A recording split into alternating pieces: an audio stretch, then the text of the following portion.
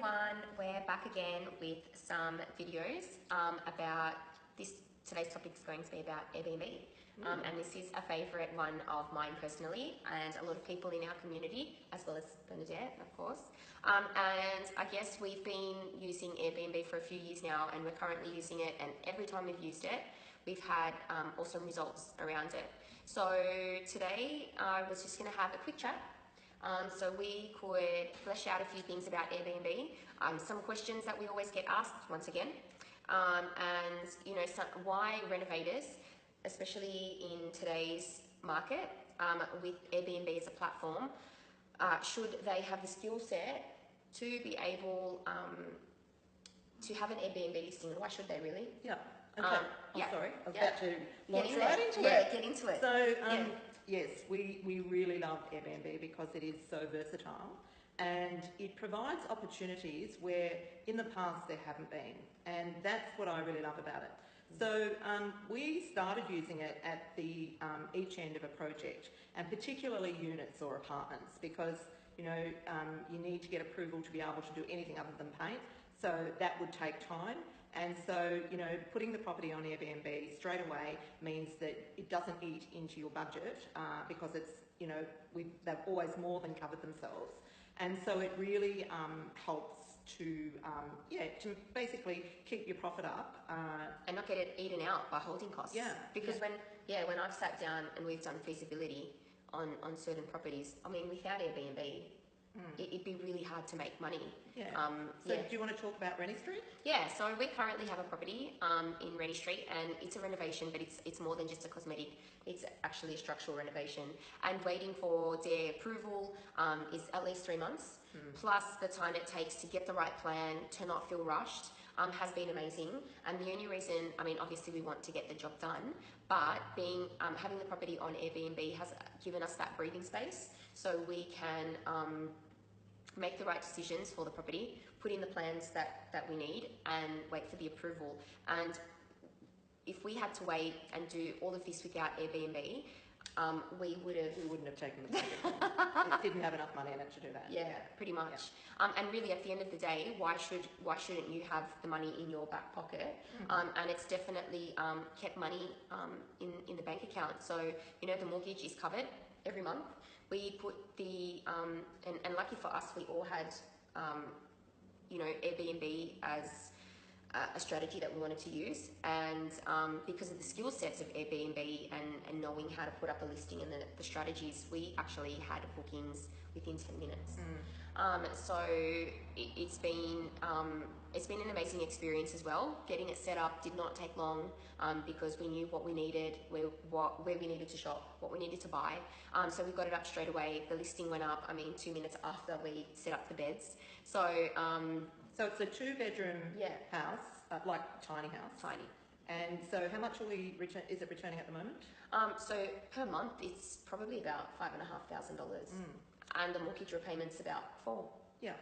So, we've got money in the bank for utilities. And the great thing is I've always personally wanted to host an Airbnb myself.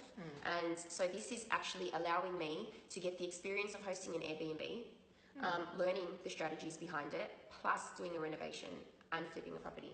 So I get like 3 in 1.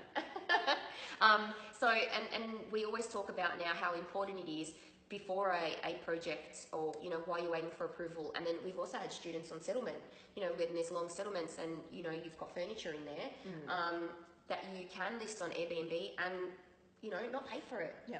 Awesome. Yeah. Well, we've done that a few times ourselves. Yeah. On our projects. So the thing is that you need to own the furniture as opposed to rent. Normally, you would hire furniture with a styling company. But we've pretty much got that down to a fine art now. So it's not hard. No, it seems to work pretty well. Yeah. Yeah. So what are some of the biggest mistakes people make with Airbnb? Okay, so the absolute biggest mistake people make is cleaning themselves. Yes. Doing their own cleaning.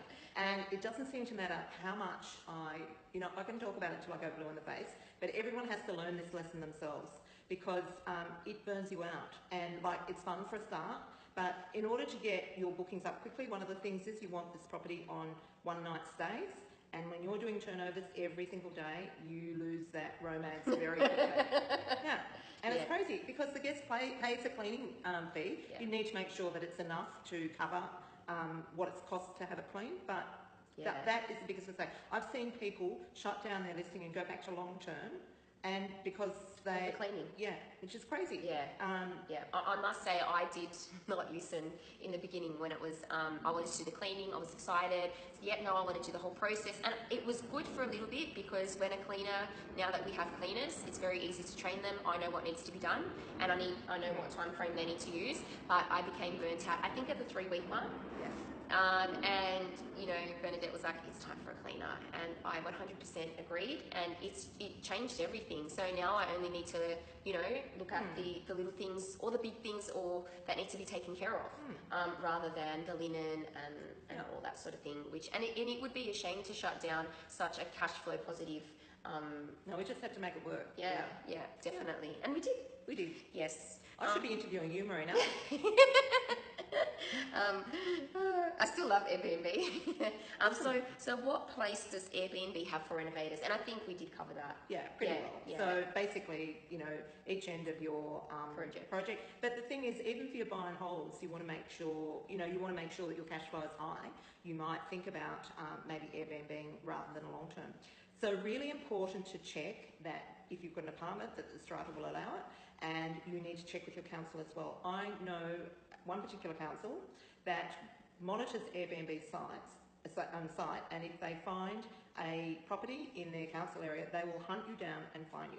So you need to stick to the guidelines. They're still a bit shaky at the moment because I think legislation's trying to catch up. There are some councils on the flip side of that though. There are. That are completely behind Airbnb because they see that it brings a whole business to the community. Exactly. I was reading an article that some of the councils are 100% behind it, and some just aren't. So checking that out is very important. And it's really simple. You just need to call up your council and just have a chat with them. Yeah, awesome. And is it easy to manage? So it is. Yes, it is relatively easy to manage. But what I would recommend is getting some systems in place. We certainly rely quite heavily on systems, and we.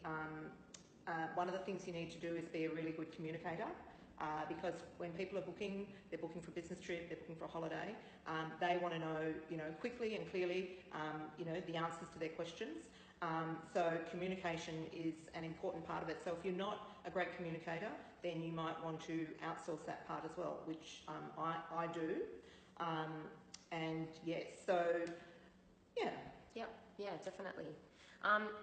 The funny thing is, a lot of people say, Airbnb, I've heard a lot of horror stories around it. And I'm like, of course you're going to hear the horror stories. The media's not really going to publish the good stuff. No, well, yes, and I think that's part of the management process, having some protocols so that you exercise some risk management around your listing. Over the last 2 years, I've had 7 properties on Airbnb. I've had someone making too much noise. That's pretty much it. So, but we're quite rigorous about who we will accept, and I think that's an important part of the process. Yeah. In fact, you have much more control than if you have a long-term tenant.